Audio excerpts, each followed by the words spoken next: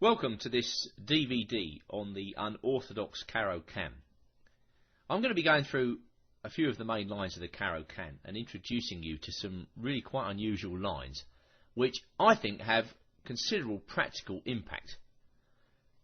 They perhaps are even lines you haven't seen before, and it just goes to show that even in an opening as well researched and commonly played as the Caro-Kann, you can find nooks and crannies which are actually not at all bad. We're going to start at the deep end with the main line where white plays his knight to c3 or knight d2 on the third move. Let's get to the position, and now white could play knight d2, he could play knight c3, it doesn't matter to us, we're going to take on e4. And now it's commonly thought that black has one of three moves in this position. He can play the Capablanca variation, which is bishop f5, he can play the Smyslov variation, knight d7, or he can play the Nimzowitsch variation, knight f6. And all of these moves have their own characteristics and idiosyncrasies, and you would expect that a white player who plays knight c3 or knight d2 is going to be ready for each and every of these moves. But on this DVD, I'm going to recommend a very unusual move here, H6, which isn't played very often, but it's sure to confuse your opponents. And actually, I think it's quite a good move. Now, the point of this move is to wait with the bishop on c8. What white's being forced to do here is to actually find the move. Black's move is a constructive waiting move. He's hoping to get an improved version of the Capablanca variation. Now, in order to understand this, let's go back one move and give black bishop f5.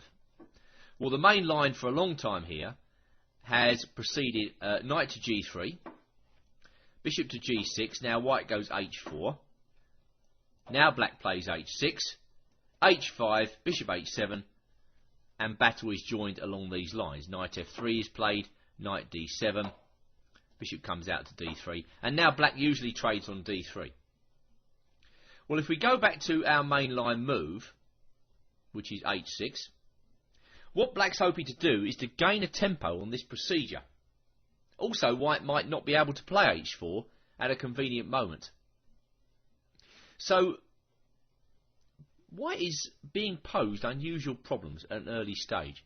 And my first game comes from a British team championship played in 2010 between Geoffrey Taylor and Philip Makepeace, which shows all the advantages of this line.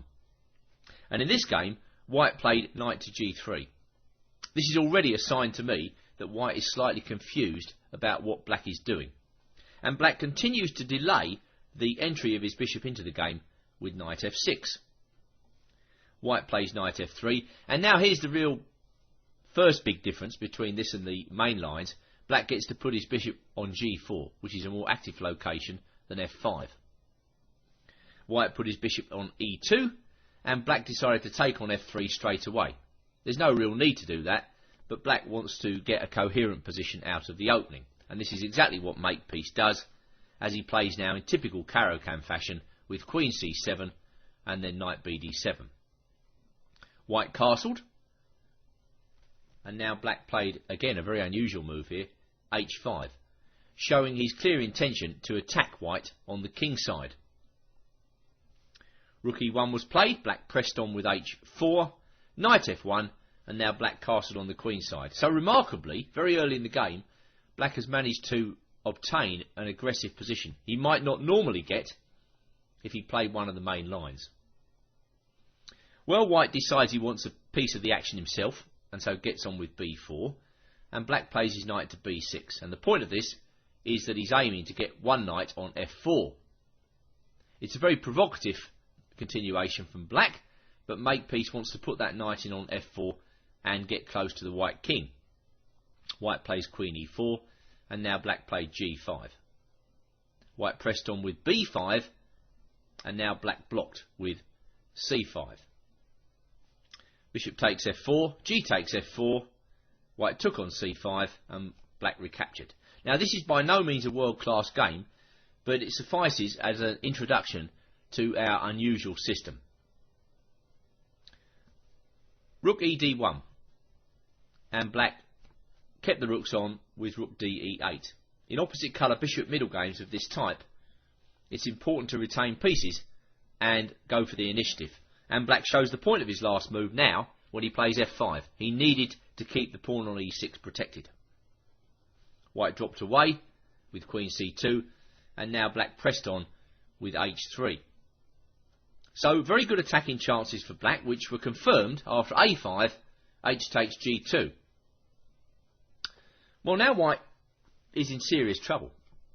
If he takes on b6 here, then I think we take on f1, making a queen, and whichever way white recaptures, he's in serious trouble. I mean, he's probably lost. If he goes rook takes f1, we have queen g7 check, and then we've got this thunderous sacrifice, rook takes h2, leading to checkmate. And going back to g takes f1 queen, if he goes king takes f1, well then we just settle for queen takes b6. In this position, black finds himself a pawn up with a tremendous initiative, also threatening rook takes h2. So going back to the game, white played bishop takes g2, black played f3, opening up lines, a takes b6, and now the intermezzo queen to g7. And I think white's only got one move against that. He's got to block the g file with knight g3. But now makepeace comes in with a brilliant move, rook takes h2. Turns out that after king takes h2, white gets mated after bishop takes f2. He can't defend himself on the g and h files. So Taylor goes in for the penny, in for a pound with rook takes a7, rook takes g2 check, king f1, and now another brilliant move from makepeace, rook to g1 check. White's got to take that, queen takes g3 check, queen g2 check, very nice finishing attack, and now bishop to b4 check, finishes the job, because if rook d2, queen g1 is checkmate. So by no means a perfect game, but it just goes to show you that h6 on move 4 does have independent characteristics. And in this game we saw a key characteristic of this line. By delaying the development of the bishop on c8 into the game, black can often place it more actively on g4.